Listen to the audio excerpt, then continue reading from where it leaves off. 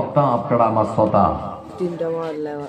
আমি আজকের বক্তা হয় আপনাদের সামনে ওয়াদাবদ্ধ চুক্তিবদ্ধ হচ্ছে, পরিবেশে যদি বসে থাকতে পারেন আমি ছেড়ে পালাবো না, যতদূর পারবো পড়ার চেষ্টা করবো ইনশাআল্লাহ। আপনারা শ্রোতা হয় একটু আমার সঙ্গে চুক্তিবদ্ধ বা ওয়াদাবদ্ধ হবেন না, হওয়া যাবে জরুরি প্রয়োজন ছাড়া আপনারা উঠাউঠি বন্ধ করে বসে আলোচনা শুনবেন ইনশাআল্লাহ। ইনশাআল্লাহ আর বলি ইনশাআল্লাহ। ইনশাআল্লাহ আল্লাহ আপনাদের কবুল করুন, আমরা বলি আমিন। আমিন। ওয়াদা করার পরেও যারা খেলাফ করে তাদেরকে হাদিসের পরিভাষায় বলা হয় মুনাফিক।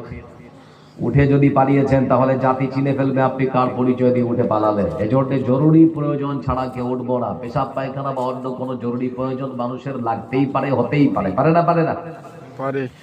এজন্য জরুরি প্রয়োজন ছাড়া আমরা কেউ উঠবো না। আজকের সংক্ষিপ্ত বিবরণে আপনাদের সময় সাপেক্ষে কিছু কথা বলবো। আজকের বক্তব্যের হেডলাইন, এত দোয়া করছে দোয়া কবুল হচ্ছে না কেন? আল্লাহর পক্ষ থেকে সাহায্য আসছে না কেন? এত দোয়া করছে দোয়া কবুল হচ্ছে না কেন? ভারতবর্ষের বিভিন্ন প্রান্তে মুসলমান মার খাচ্ছে কেন?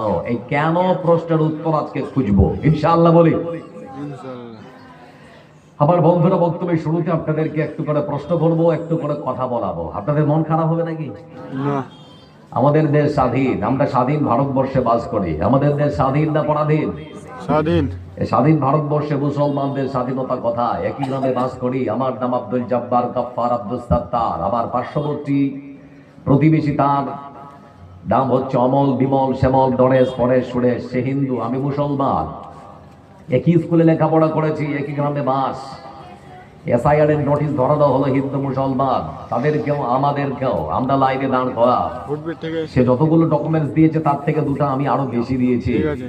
কিন্তু লিস্ট যখন বেরোলো তখন দেখতে পাচ্ছি তার নামটা ঠিক লিস্টে উঠে গেছে, আমার নামটা বিচারাধীনে কেন?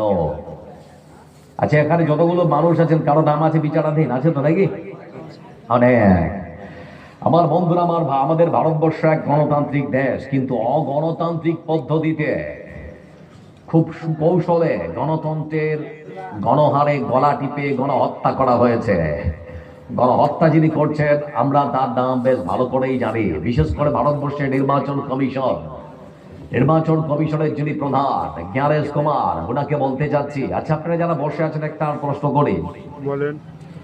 ভারতবর্ষের সংবিধানে কোথাও লেখা আছে যে কোনো পরিবারের কোনো মা বাবা 6টা সন্তান নিতে পারবে না? আছে? ভারতবর্ষের সংবিধানে কি এটা লেখা আছে কারো যদি 6টা ছেলে মেয়ে হয় এটা দণ্ডনীয় অপরাধ, তাকে শাস্তি দেওয়া হবে? আছে? না।